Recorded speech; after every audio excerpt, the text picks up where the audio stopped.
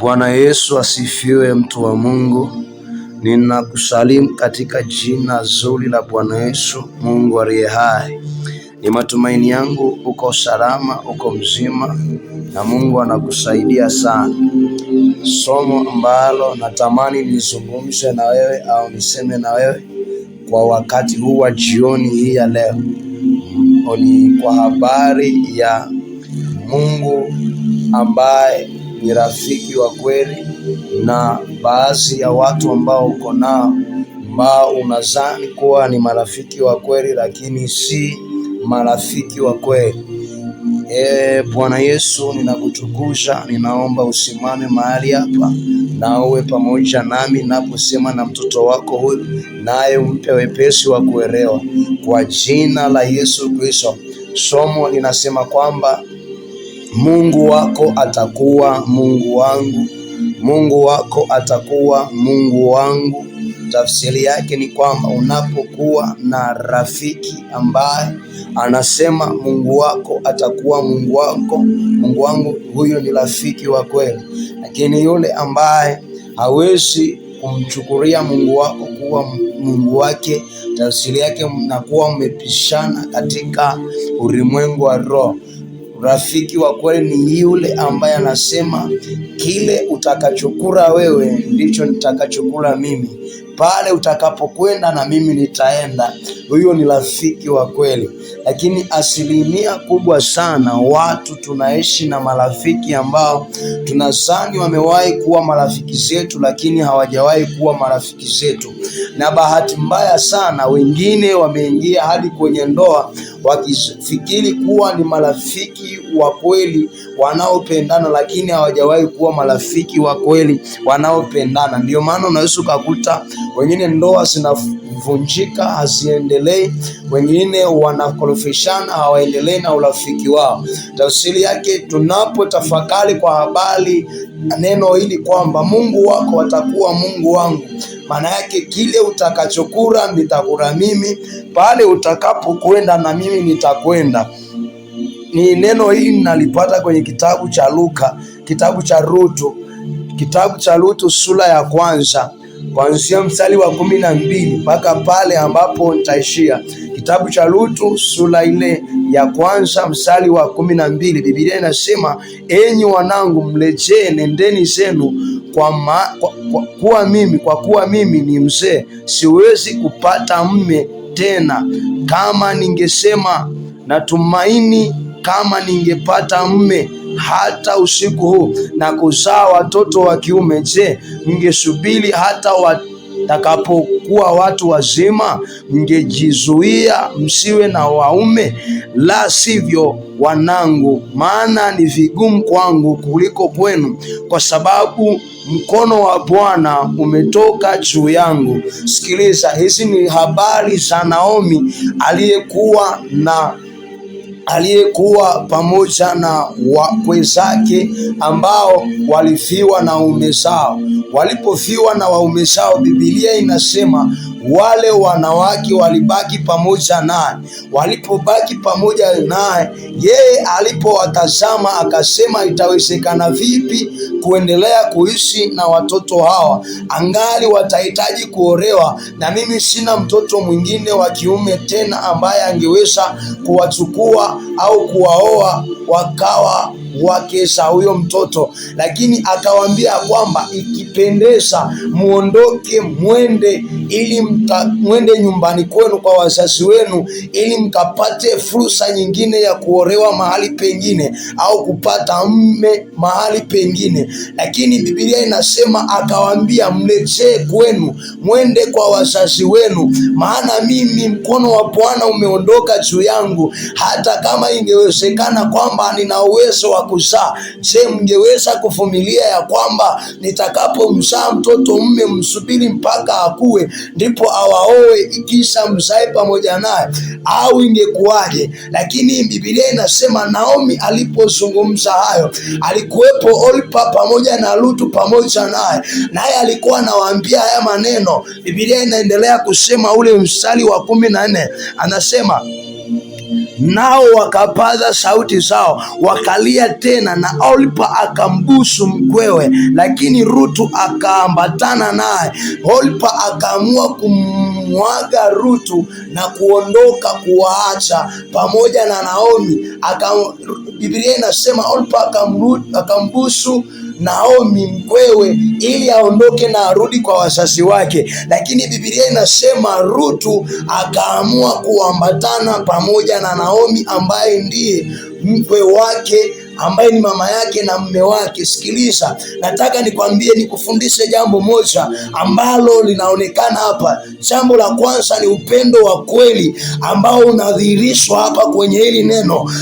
Anaposema na Ruthu akaamua kuambatana pamoja naye, maana yake Ruthu alimpenda mume wake ambaye ni mtoto wa huyu mama kwa upendo wa kweli usio wa kawaida, kiasi kwamba alitathmini ule upendo ambao walipendana pamoja na mume wake. Akaangalia ni akimwacha yule mkwewe peke yake haitakuwa haki, ni sawa na atakuwa amemsaliti mume wake kwa namna moja ama nyingine. Biblia inasema akaamua kuambatana pamoja naye, akaamua kwenda pamoja naye, akasema sitakuacha. Mstari wa 15 Biblia inaendelea kusema, naye akasema, tazama, shemeji yako amerejea kwa watu wake na kwa Mungu wake, basi urejee wewe umfuate shemeji yako. Naye Ruthu akasema, usinisini kuache. Sikiliza, Ruthu alipoamua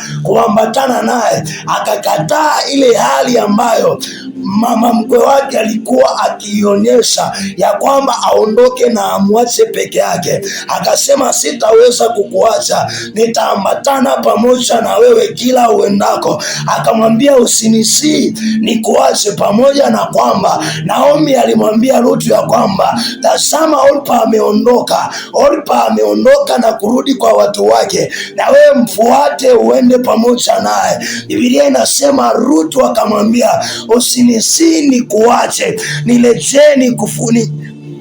niletee nisikufuate wewe, maana wewe uendapo nitakwenda, na wewe ukaapo nitakaa. Watu wako watakuwa watu wangu, na Mungu wako atakuwa Mungu wangu. Pale utakapokufa nitakufa na mimi, na papo hapo nitazikwa. Maana yake nini? Alikubali kukubaliana na mazingira yaliyokuwepo kwa wakati huo, akaamua kuambatana pamoja na mkwewe popote anakokwenda. Akasema, Mungu wangu atakuwa Mungu wako, popote utakapokwenda nitakwenda, hata utakapokufa na mimi nitakufa, hata utakapozikwa kwenye hilo kaburi nami nitazikwa pamoja na wewe. Maana yake nini? Alionyesha upendo usio wa kawaida. Yamkini unaye rafiki ambaye unasema ni rafiki yangu, lakini hajawahi kuwa rafiki yako, bali amesimama tu kama kivuli cha urafiki kwenye maisha yako. Hata wakati ukipata shida hawezi kukusaidia kwa namna yoyote, hawezi kukuvusha kwa namna yoyote. Kama angekuwa ni rafiki yako kwenye ule msiba unaopitia, anaweza kulia pamoja na wewe. Kwenye ule msiba ambao unakuchanganya, atatembea pamoja na wewe, atakufuta machozi, atasema Mungu wako ni Mungu wangu, atasema baba yako alituacha pamoja nawe, akatuacha pamoja nawe. Kama Ruthu mume wake alivyomwacha, alivyokufa akamwacha kwa mama yake, ndivyo hivyo Ruthu akasema, mume wangu alinipenda na mimi nilimpenda, ameniacha kwako kama mama yangu, wewe ni rafiki yangu. Mungu wako atakuwa Mungu wangu, baba yako aliye hai atakuwa baba yangu. Popote utakapokwenda nitakwenda. Je, ni nani aliye rafiki wa kweli anayeweza kukwambia Mungu wako atakuwa Mungu wangu, chochote utakachokula nitakula? Unapitia kwenye changamoto nyingi, waliokuwa marafiki zako wanakutenga, wanakusema vibaya, wanakuona haufai tena. Unapita kwenye shida, waliokuwa marafiki zako wanarudi nyuma. Hawajawahi kuwa marafiki zako, hawajawahi kukupenda, hawajawahi kukujali. Ninakuombea katika jina la Yesu ukawapate marafiki wa kweli, watakaoambatana na wewe kila mahali, watakaoambatana na wewe kwenye shida na raha, watakaoambatana kwenye shida na raha, watakaosema inawezekana, hata kama wanaona mambo yako kuwa ni magumu, hata kama wanaona hali yako haieleweki, wataambatana pamoja na wewe, hawatakuacha njiani, hawatakuacha njiani. Orpa aliamua kumwacha Naomi wakati wapo njiani wakitembea. Orpa akaamua kukimbia na kumwacha Naomi pamoja na Rutu, lakini Biblia inasema Rutu akamwambia ya kwamba mimi nitaambatana na wewe, mimi nitaambatana na wewe popote utakapokwenda, na huyo Mungu wako unayemtumikia atakuwa Mungu wangu.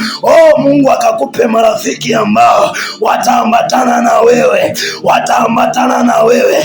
Unaweza ukasema kwa jina la Yesu, marafiki zangu wakaambatane na mimi, wale walio sahihi, wale walio sahihi wakaambatane na mimi kwenye shida na raha, na wale ambao sio sahihi wakaondoke kama Orpa alivyoondoka, kwa jina la Yesu Kristo na kwa damu ya Yesu.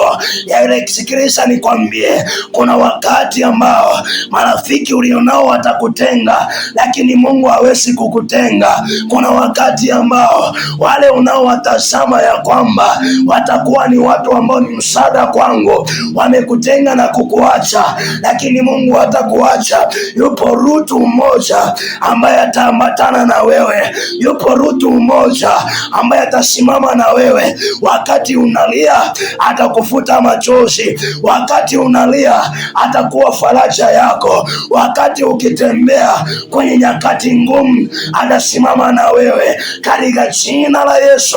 Biblia inasema katika kitabu cha Misali sura ile ya 18 na ule msali wa 24, ajifanyiaye rafiki wengi ni kwa uangamivu wake mwenyewe, lakini yuko rafiki ambatanaye na mtu kuliko ndugu. Yupo rafiki anayeambatana na mtu kuliko ndugu yake. Sikiliza, upo na marafiki wengi, lakini ikifika siku ya taabu yako wanakukimbia.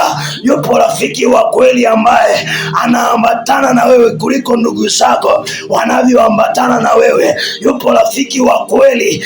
Usijifanyie marafiki wengi, usijitengenezee marafiki wengi ambao watakuangamiza, watakaoua maono yako, watakaoua kesho yako. Kwa jina la Yesu ninakuombea rehema za Bwana kwa habari ya marafiki zikawe juu yako kwa damu ya Yesu.